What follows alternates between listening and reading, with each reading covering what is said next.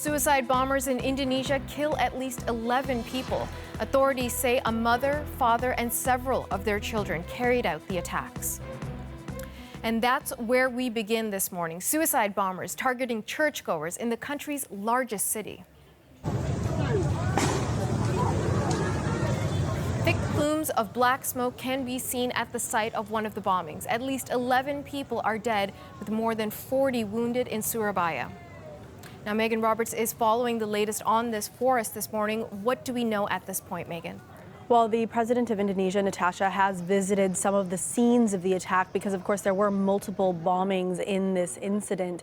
He is calling the bombings barbaric and cowardly, and he wants police to look into and break up what he's calling a network of perpetrators. You can see some of these photos there of the Indonesian president visiting these scenes. Let's take a look at exactly where in Indonesia all of this is happening. It's happening in the town of Surabaya. It started at around 7:30 a.m. local time, and it spread across the city. You can see these are the 3 different churches that were targeted, and they were targeted back to back. These explosions happened within minutes. You're looking at the aftermath of one of those explosions.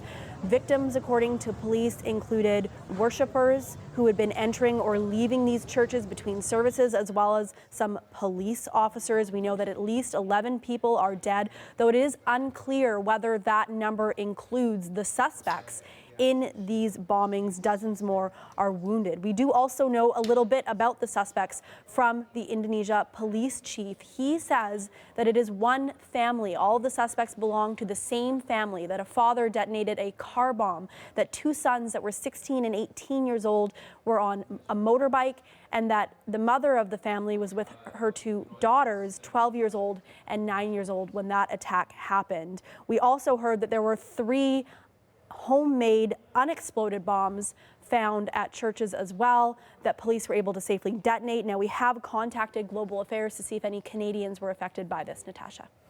Megan, we know that ISIS has claimed responsibility for the attack. Do we have any official confirmation at this point? Pretty early on, we heard from Indonesian officials that they suspected that an ISIS-inspired group was behind this attack, and that is still the word that we have. They are not definitively saying who this group belongs to, who this family belongs to, but early on they did suspect that it was ISIS-inspired. And in fact, when they released details about this family of suspects, they mentioned that the family had been in Syria. So we're waiting for the Indonesian police to definitively say who did this. There are some clues. We also know that Indonesia has seen a resurgence of militant Islamist activity recently. In fact, just a few days ago, there was a riot and a hostage taking at a detention center in Jakarta, the country's capital, where 6